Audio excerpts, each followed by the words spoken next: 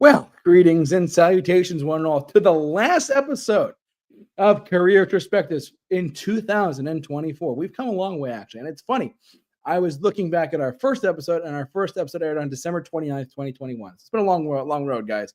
I'm joined by my esteemed panelists, Q and MC. What's going on, boys? What's up? Happy New Year's. Yo, Happy New Year's, everybody. Yes, Happy New Year to everyone all around the world. It's a new year. Well, in some parts of the world, I should say. But I know it's December 30th. It's our last Monday of the year. We're going to decide to break down and do our best albums of 2024. Because our last time we did our show before Christmas, we did our worst albums of 2024. We went on for about 45 minutes just talking about the most overrated, terrible albums of the year. Go back and listen to that if you want to. But tonight we're going to go and talk about what we believe is the best albums of 2024. And I'm going to go first. And I wanted to let you guys know I am broadcasting live via an alleyway behind Kyle's house. He won't let me in. I wouldn't let him in.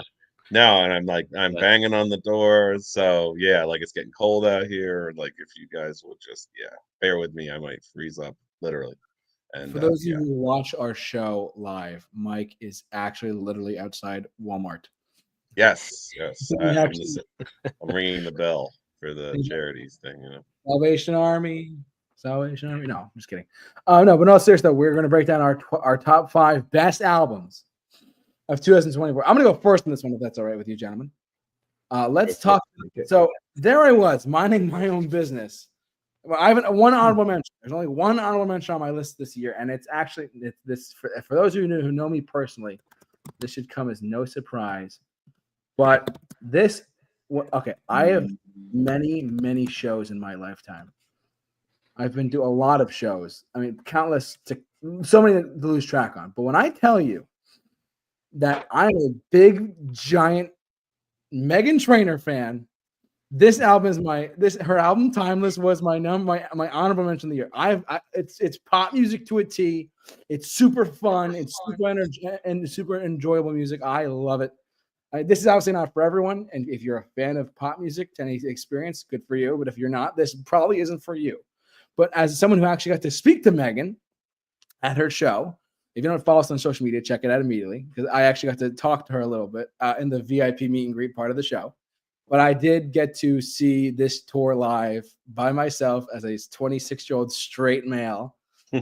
I did see this show, and the album was very, very fun. It's definitely pop music of 2024 to a T. I heard a lot of the singles live. She actually debuted one of the songs live at the show that I was at. She debuted a song called Criminals, actually live at the Madison Square Garden show in New York City. But it was needless to say, this is a pop album that I'm telling you right now, Kyle and Mike would trash this album to a T. But I enjoyed it nonetheless.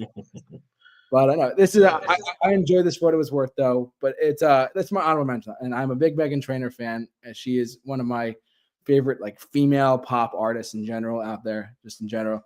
Just fun bubblegum pop. And when I actually showed Mike one of the tracks, he's like, "My ears hurt." I'm like, "Well, sorry, Mike." But needless to say, that it's okay. That is my first honorable mention. But anyway, my only honorable mention. Excuse me. My number 5 best album of 2024 has come down to. I'm only going by albums that we personally reviewed here on our channel on the podcast, but the more I thought about it and the more I listened to it, I'm accepting of the fact of where this band is in their career. I'm accepting of the fact of where the lead singer is as well. It's not where I want it to be. Do I wish a lot of it was different? Yes. But am I accepting of where the band is at now compared to they were in like the 90s or whatever? I had to put it in my number 5 spot because it was only fitting to me that I did this. But Bon Jovi's I forget what it's called. Bon Jovi. Sorry, I'm typing it all wrong. Bon Jovi Forever. This album, I don't know. For me, it worked more than if you go back and listen to our show that we did talking about that album.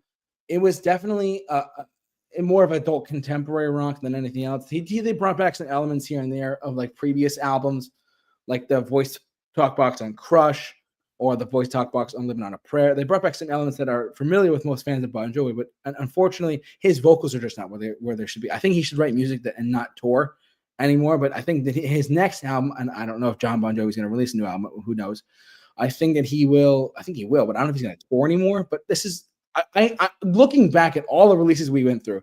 This one I liked enough to put it at number 5. I will say that. For what it was worth, it was definitely something of its. It's what you would expect from a Bon Jovi album in the 2020s. I mean, to his album 2020 was much more of a statement of that year. Go back and listen to that if you have the chance to. But this one was just more of like, okay, we're here, we're now. This is where the band is at. This is where I'm going to make music that fits my lifestyle now, and that's just where I'm at with that too. And I liked it overall, but do I think that it's anything super special? No, but I because we reviewed it, I put it number 5. That's my number 5. Kyle, what is your number 5 for the best albums of 2024? I'm gonna start that by asking you guys a question real quick. Yes. Who do you think had the biggest year in pop music? Beyonce. Oh, sorry, I didn't wait for the question to end. No, Mike, I said pop, not country. Come on. You get Beyonce country now. Taylor. Sabrina Carpenter. Thank you, JT. Sabrina Carpenter, number 5.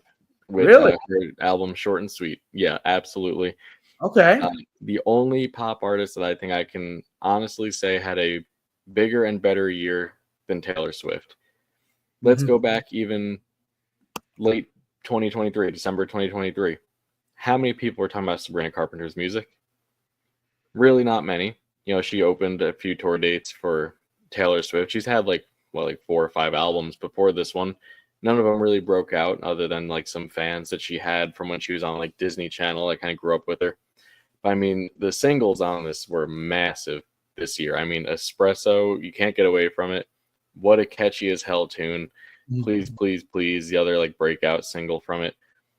Absolutely great pop songs.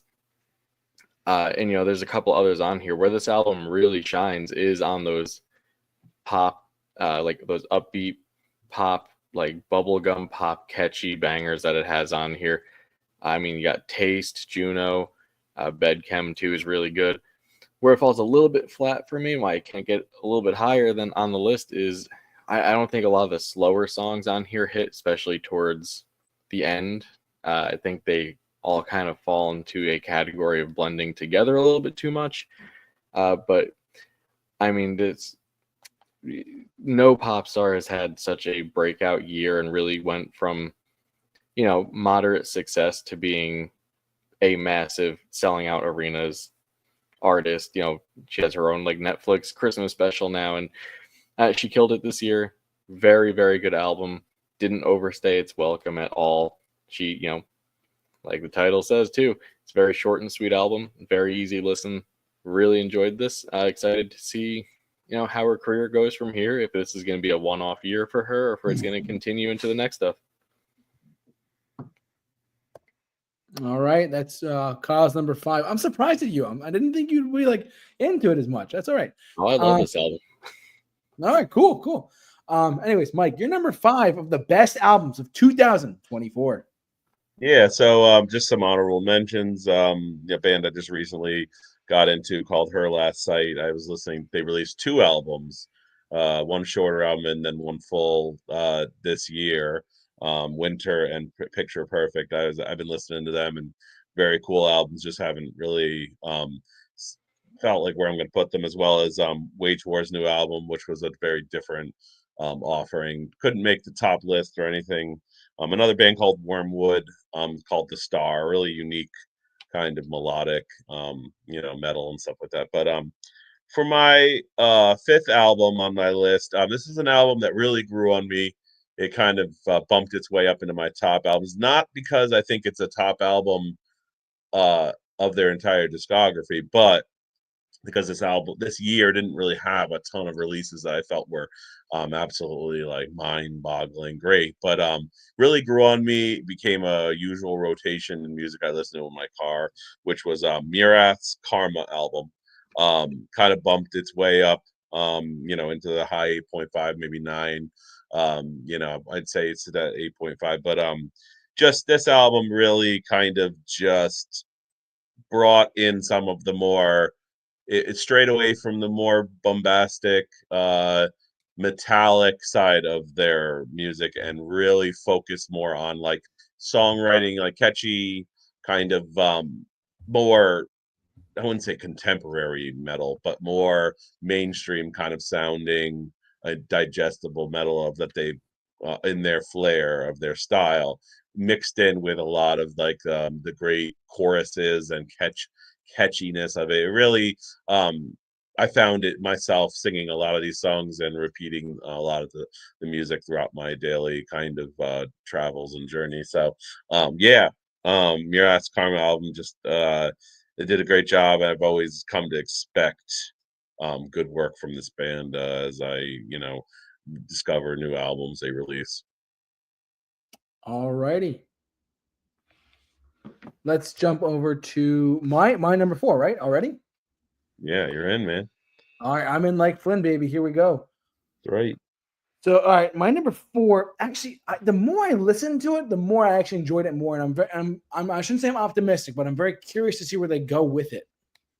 Is Linkin Park's From Zero, a band that I never thought I would like get into when we did our career discography breakdown of their career in 2022.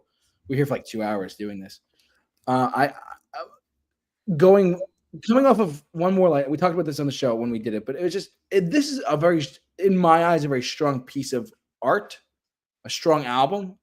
It's like a six. It's only like 30. I think I forget the exact runtime. Only 35 minutes long, whatever it was. But I really enjoyed what it was overall. And actually, as someone who was never really that big into Linkin Park, it kind of got me back into, or I shouldn't say back, it got me more into them as a band. And it got me, not I wouldn't say excited, but just very curious to see where they go next. I'm very curious to see where they go to. I'm curious to see where they go to next as far as a band goes after this album. I'm not sure, because I know the general reception was like, all right, this is a new singer.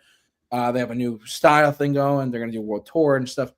But this one, I really I listened to through it the one time before we did our show, and I listened to it again and again and again. When I can listen to an album again and again and again from start to finish, repeatedly before we review it or before just in general, or an addiction to an album, I guess you could say, I really dug this album quite a bit. This is my number 4 for me though. Linkin Park's From Zero from this year, 2024.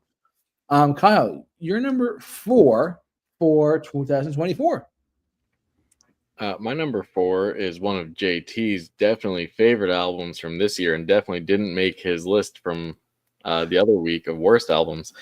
Bring Me the Horizon with Posthuman Next Gen, the second installment of their Posthuman series, which I'm assuming they're going to finish up with 2 more albums. We'll see. Kind of took a turn more into mixing their traditional sound with more of those like emo elements from like the mid 2000s with some electronics here and there. I thought this one was really good. Not their best release. I think the first part of the Posthuman series was better for the most part. I mean, this has some incredible songs on. I mean, Top 10 Statues That Cried Blood is one of the top songs of the year for me. Top 5? No. Not top 5, not top 5, but it's up there. As a total, work and complete album, I think that this is one of the albums this year, which there were very few of, that I would say you kind of have to listen to as a complete work. It has a couple songs here and there that I would go back to, outside the album. I think like Strangers, Lost for sure, Amen. A lot of the songs that came out before the album, the lead singles from this. But a lot of the other tracks work way better as an overall, art piece with the album, which I feel like this year, 2024 as a whole, was really lacking from a majority of releases. And this one did it very well, complete with the whole aesthetic that they had around the album, the artwork at the time, their social media presence, their tour, everything about it together just really pushed this up there. They really made a statement, earlier in the year here. And really, really excited to see where, Posthuman 3, if that's still what they're doing, is going to be. Whether or not it's going to be another, turn in sound or more of the same. Excited to find out. All righty, there goes Kyle's number 4 for 2024. Mike, what's your number 4 for 2024?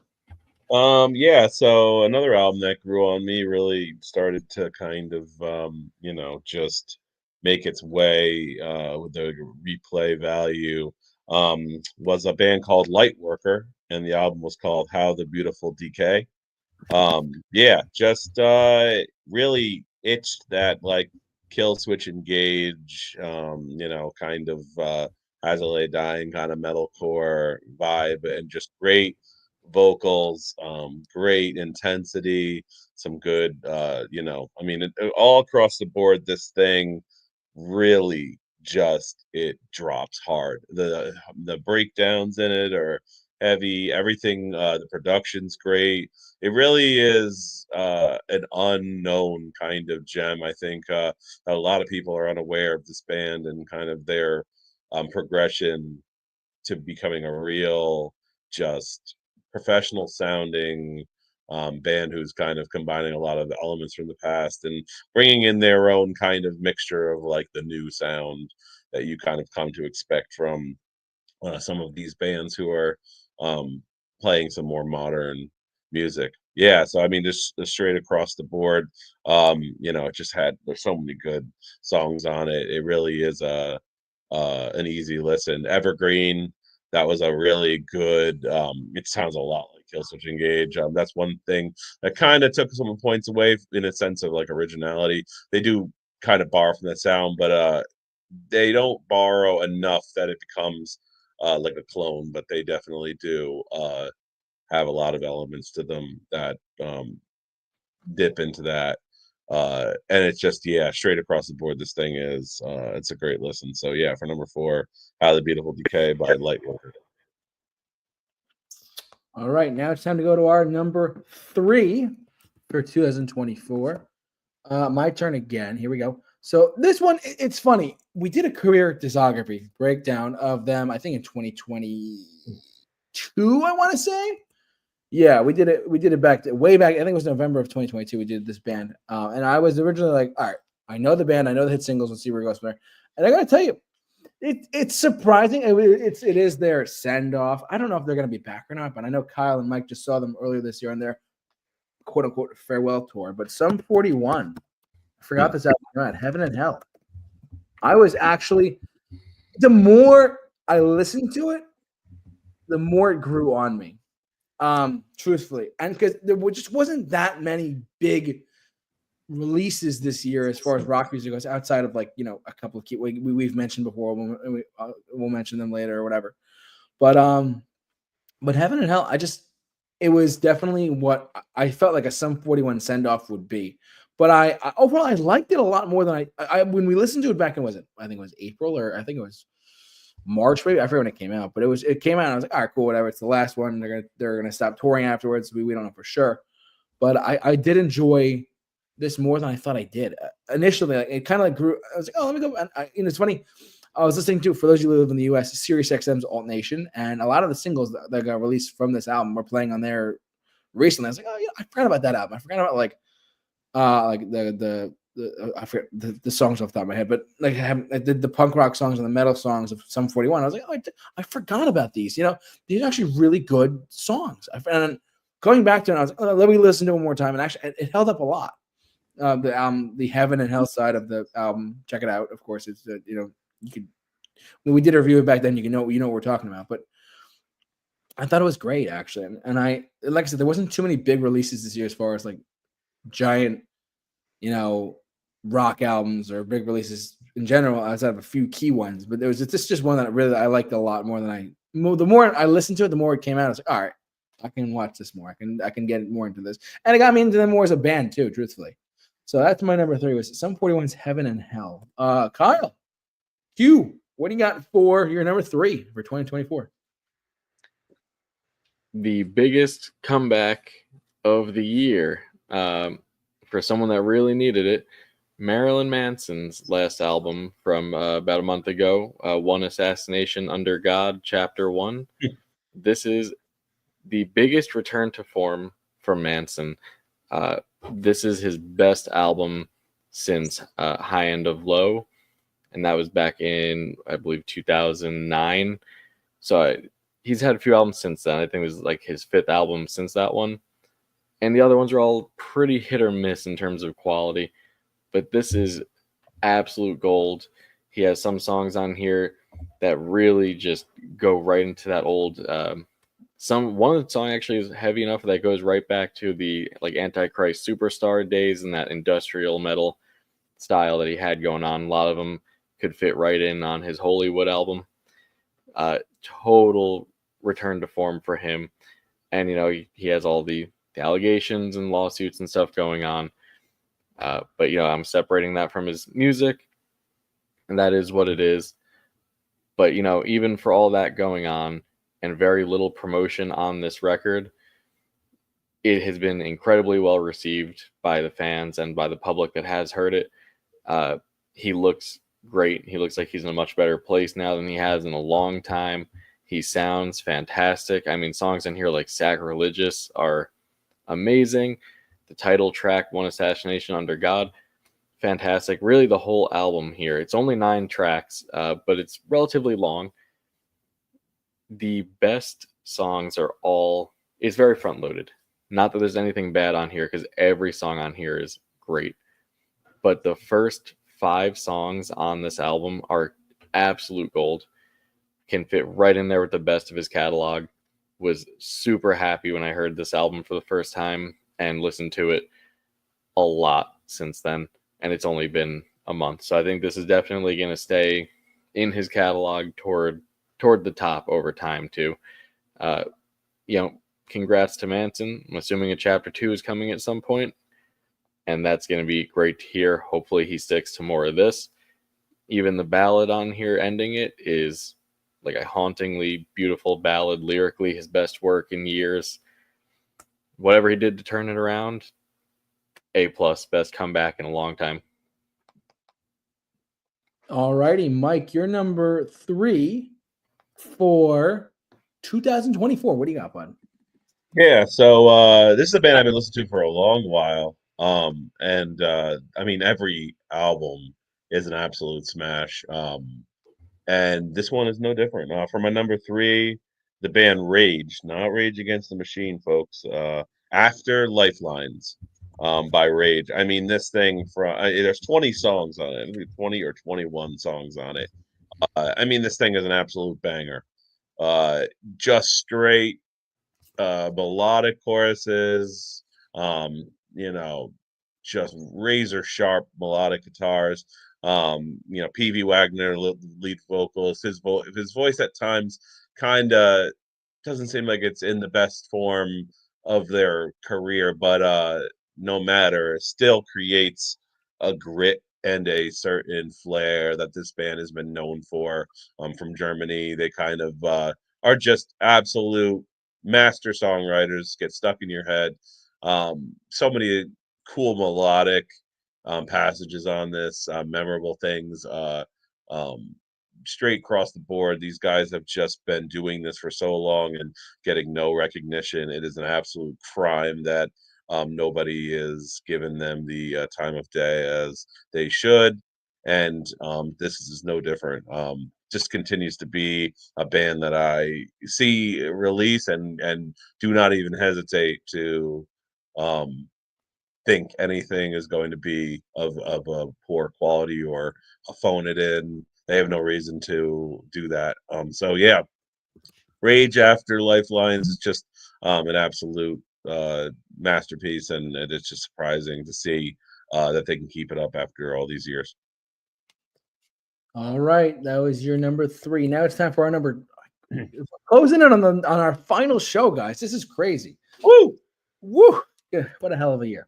Man, I'm gonna hit my head up against this brick wall. Ow! Oh, you okay, Mike? You okay? I'm okay. I'm getting a little too excited. Sorry about that. All right, calm down. It's okay. We're almost Yeah, there. 2 more to go. All right. So my number 2 for this year, 2024, was an album that I was, when I heard that this band was releasing a new album, I was like, all right, I was hit or miss with it initially. I was like, okay, they're releasing a new album. Their 2020 album was like kind of a mixed bag, so to speak, our other show. But it was very much so like I wasn't sure how I was going to react to this new album, and I have to tell you the truth. I looked up the critic reviews don't mean anything really unless you follow that stuff closely. But this album did receive universal acclaim when it came out, and I went back to it much more than I thought I was going to, and it's a damn shame that I missed them on their tour this year. But luckily, they're coming around in 2025 again.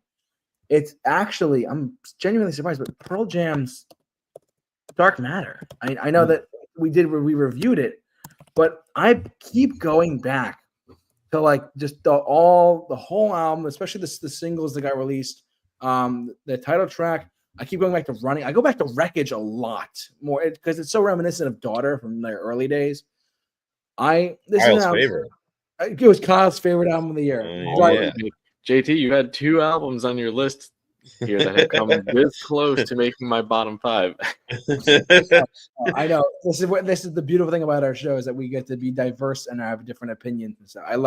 That's what makes art and music great, is that we can all share different opinions on things, and I love that. But yes, as Kyle was not a fan of this whatsoever. But I personally really enjoyed it a lot more than I thought I did. When the title track single came out, I was like, all right, that you have my attention. That grew in me. Then Running, and then Wreckage, and then Something Special. Like this got to give. Like I was just really getting into them, and then it made me go back and listen to more of their singles that got released over the course of their catalog, and it made me dive into their catalog more. I am pissed off a little bit that I missed it on them on this tour when they stopped in New York. Hopefully, I can see them next year at some point when they come somewhere closer to the New York area. I mean, maybe New Jersey or Connecticut. Who knows? We'll have to see, of course. But I really hope I can see them live because I've heard really great things about them. I mean, it's one thing to hear an artist on record. It's another thing to hear what they do as a live band. And I can't emphasize enough. I would love to see these songs, not just hear them live, but see them live too. That's the difference with so many other artists too. Like I've said this before. The Red Hot Chili Peppers are one of those bands for me. Green Day is one of those bands for me. Like they just sound better live, or even like the Foo Fighters, another one. I was like, oh, that sounds cool. When I see them live, incredible, life changing, literally. But I've heard things about Pearl Jam doing that, and I'm pissed that I missed them, and I want to see them. I really want to see them live to just experience something that this band live and the material live too. That I think that would work out well. But yeah, I can go on about this all day. But this is my number 2 was Pearl Jam's Dark Matter. I've seen Bon Jovi once. That was 2018, but this is now 2024, going to 25. I hope I can see Pearl Jam next year. We'll have to see, of course. But yeah, my number 2, Pearl Jam's Dark Matter. Kyle, what do you got for your number 2, bud? Yeah. Number 2, Falling in Reverse. Popular Monster. No, I'm just kidding. Yeah, I get it, Mike. Made a bunch of people's worst of the year list, but you know what? Fuck it. I love this album. It's great. Yeah. Every song on here kicks ass. People cannot like Ronnie Radke. That's totally fine. I mean, the guy's not a great person, if we're going to be honest. I think we all know that. He knows that. That's kind of part of his whole shtick. Kyle, you're kind of going out of frame there. I don't know if it's right. Oh, there you go. There we go. I thought you were running away from your choice. I was just trying to sit on my other couch over there. Okay, gotcha. Sit on the couch. But no, this song, I think the only detriment to this album is the fact that half of these songs came out, in the last 5 years. I mean, the title track Popular Monster came out in late 2019. Other songs came out in the years following that. I don't think that hurts it as an overall project that much. But I do got to hold a little bit of that against it.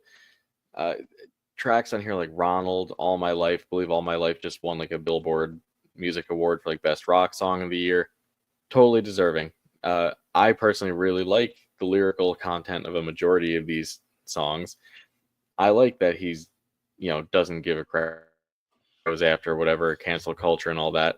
I love that. I think it's great. I think it's, time that there was someone in the mainstream music world to have music counter to all the other, more woke, to use that term, artists. And I think it's great. But Number 2, Falling Reverse, Popular Monster. I'm not going to go on too much about it because we covered this one on stream pretty extensively. Yes, I remember we did a very extensive breakdown of when it came out too. All right, Mike, you're number 2 for number 2024. What do you got?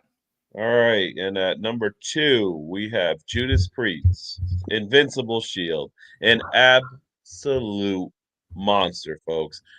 Defying of age, defying of the odds. Absolute razor sharp, just banger. I mean, so many good tracks on this. Panic Attacks, Serpent and the King, Invincible Shield. I mean, it is hard to believe this man's able to pull off these vocals and live, mind you, folks. I saw them live. Just grew on me. Came across my musical kind of playlist and just wowed me again. It really is a great album, and it also is up for a lot of the top heavy metal albums for the year. It's such a great album. I really do love a good album that can combine all the elements of what a band is known for and do them all over again well without feeling too rehashed and kind of gurgitated. And this was, also, Anthony Fantano mentioned that he was wowed by this one as well. So, which is, it's always nice to see that, it gets acclaim from all different corners of the musical world. So yeah, straight banger, straight bulldozer, Invincible Shield. I really am excited to see what this band is able to put out in the oncoming years, and if they're able to continue this absolute flawless kind of production and offering of music from their just from what their talents and their sound. All right. Well, there's Mike's number 2, Judas Priest's Invincible Shield. I forgot that came out. I remember we actually should have guessed on our show at one point with that album. Remember that? Yep. That was pretty cool. Your friend did a good job. Is it finally time for our number 1, guys? Woo! Woo! Number 1 album of the year. Wow. So first things first, I want to thank all of you for watching, listening. I'm just kidding. We're not done yet. It's been a hell of a ride this year. I will admit that, with our roller coaster of albums that got released that we loved, we hated, in the middle with meh, whatever. If you thought that I was into Pearl Jam as much as I went back and listened to their catalog and stuff like that. If you thought Pearl Jam was that for me this year, and Bon Jovi and Sum 41, the other bands I listened, Linkin Park, another one, there is no greater amount of music and a band that Kyle's gonna love me for this, but let's just say that.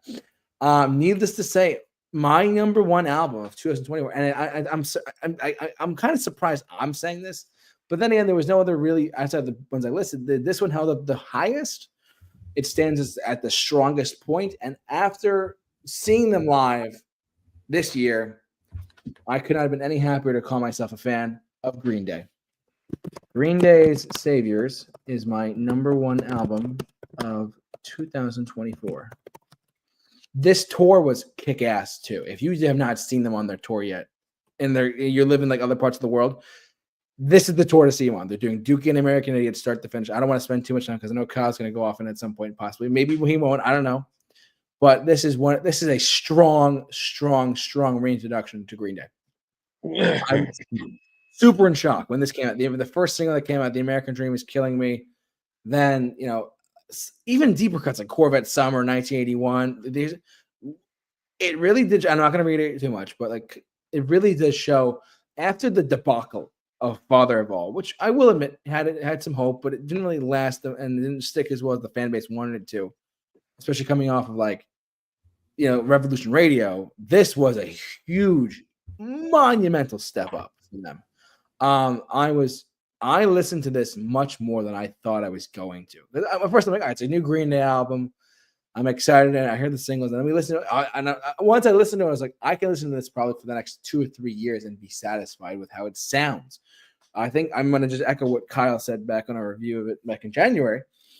He said Rob Cavallo is back producing them. Stay away from Butch Vig, Billy Joe Armstrong. Stay away from Butch Vig. We don't want you ever collaborating with him again. but this was phenomenal. The tour was great. The production on this, everything. I re-fell in love with Green Day after listening to this album. So if my number one, I'm not going to go off on too much because I know that someone's going to say something in about 5 seconds, but I think so. I don't know though. But Green Day Saviors is my number one album of 2024. It came out in January and it lasted all the way till December. That shows how art can be successful and have longevity to it as well. Could not be any happier to call myself a Green Day fan. Kyle, what is your number one album of 2024? I'm going to keep the suspense going for a minute because I meant to mention when I was talking about number 2, I meant to mention my honorable mention for this list. And the reason I wanted to wait till number 2 to bring it up was because if I was counting it as an album, it would have been my number 2 of the year.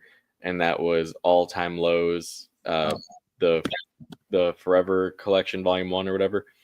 You say all-time load or low? Yep, you got it. All-time low. Gotcha. Sorry, my ears are bad. So yeah. This is them re-recording a bunch of songs with slight changes, not so much in the way that Taylor Swift has done it, where it's, like one-to-one faithful like recreations of their songs. This is them revisiting their past first 2 albums or so, going through, re-recording some stuff, putting some, slight changes and tweaks here and there. And some of them, they've actually made the songs somehow even better. Some of them not so much. But since it was just a re-recording of previously existing songs, I couldn't officially put it on my list. Didn't think it was fair. It's like putting a greatest hits album on a best list. It just doesn't work. But with that, JT, I'm surprised about this. I didn't think anyone was going to have Saviors on their list because I don't even have it. My number 1 is, I'm kidding, it's Green Day Saviors. Oh, don't do that to me. Let's be real here. I mean, it's me. I love Green Day. I'm the Green Day guy. This album comprised on my Spotify Wrapped.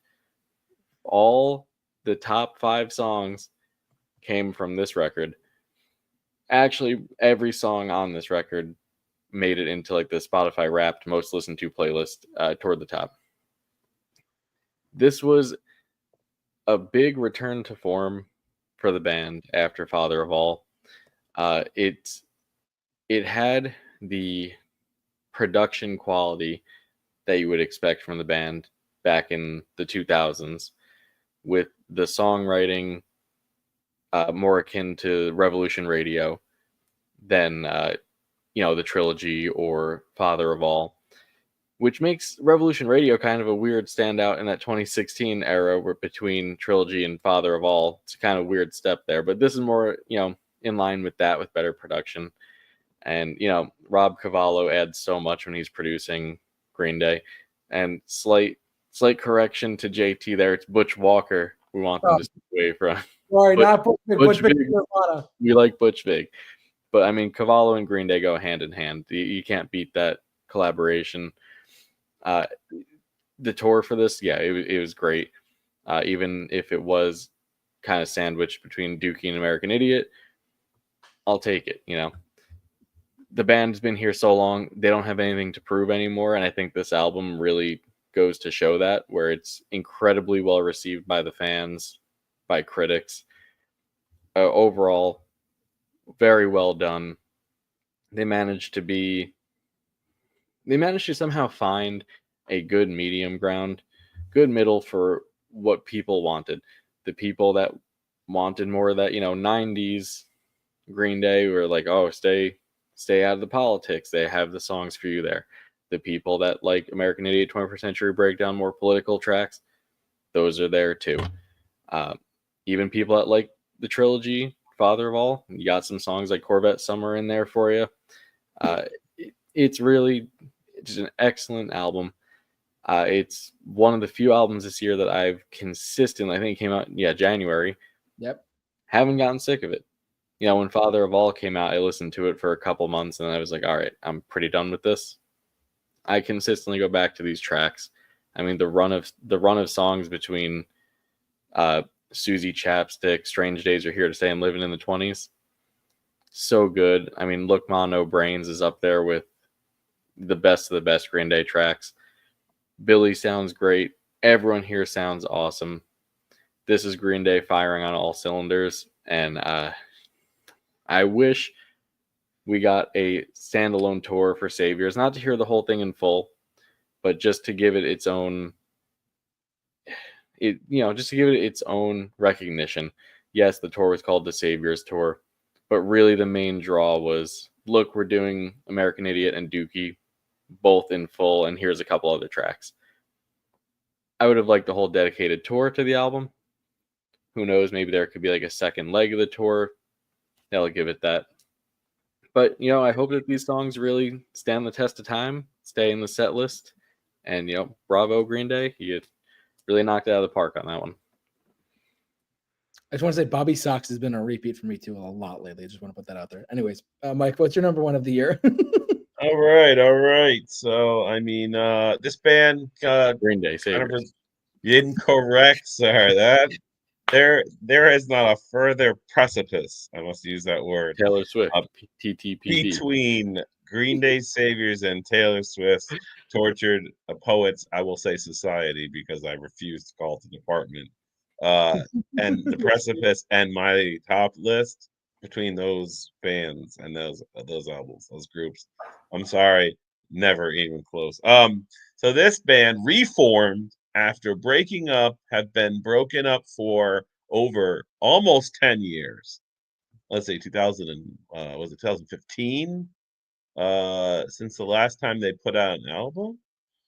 Could it be?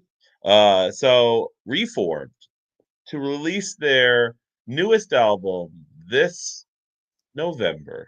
Beardfish's Songs for a Beating Heart.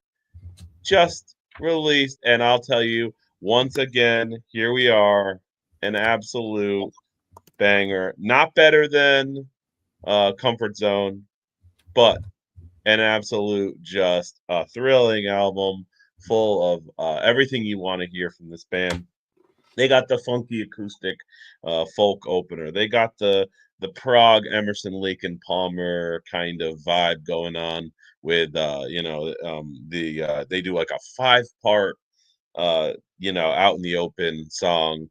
I mean, this whole thing is just it feels like a band who truly is improv, but not improving, and everything is planned. It really is. There's a lot of cool things going on in this album. It's just great and refreshing to hear a band who has so much to offer in creating a song through many different movements and parts, and kind of bringing it all back together, different themes. They really are true masters of crafting music out of less of a predictable nature and more about following kind of a different feel and a movement and blending them all together. That's what I like about prog music, is it just doesn't ever feel stale and predictable. This thing feels like somebody really delved deep into the world of music and sound, and put them all together, but also enough that it catches your ear and you look forward to certain parts. It's not just like a blender of different sounds that are just confusing. So yeah, Beardfish, so glad to see this band come back out of retirement, back on the, signed on with Century Media Records, back out there on the open plane, bringing glory to Sweden, and that's one of my favorite places for music coming out of. So yeah, I mean, awesome. Songs for Beating Hearts, Beardfish, number one, without a doubt. Well, you heard it here first. Green Day Saviors is the best album of 2024. Majority rules, Mike. I'm sorry. Oh, man, we need to get a fourth. I need to get my buddy Jay back out on the street. It's also the only album that we have a repeat of on this list. Yeah, not all lists are right. Mine's right, but it's okay. Don't worry. It's okay. It's okay. Mike. We'll accept the fact that you're wrong. Yeah. I gotta get a fourth person on the street. But no, but in all seriousness, that's it for us, everyone. Thank you for watching, listening, however you enjoyed us. Thanks so much for tuning into our final show right here of Career Retrospectives right here on the Super Review Show Network. Please tune in to our Mixed Bag Show, our other podcast, in the new year on probably Thursday the 2nd. We're not sure yet. We'll figure that out on our end. If you see us, tune in on our YouTube channel. But I want to thank Kyle and Mike for putting up with and just doing this podcast channel for pretty much almost 3 years now, which is crazy. So Yes. hopefully 2025 has a lot of time flies when you're clinically depressed. There it is. So amen to that, brother. Oh dear, amen to that, Mike. Someone pinch me, I'm dreaming. Green Day, what? No. No, but in all seriously, we want to thank you for tuning into our show every single week. For those you do. Thanks for tuning into our podcast, listeners as well. You out there are amazing. Thanks so much for tuning in. But yeah, for all of us here in 2024, and Kyle's showing something. Is that your son's toy or no? Nope. It's actually Kyle's toy. Just a depressed octopus. Is it a depressed octopus? No, but so for all of us here at the Review Show, have a very safe and happy New Year, and we will see you all in 2025. So stay safe, take care, and God bless. God bless you all. Every one of us.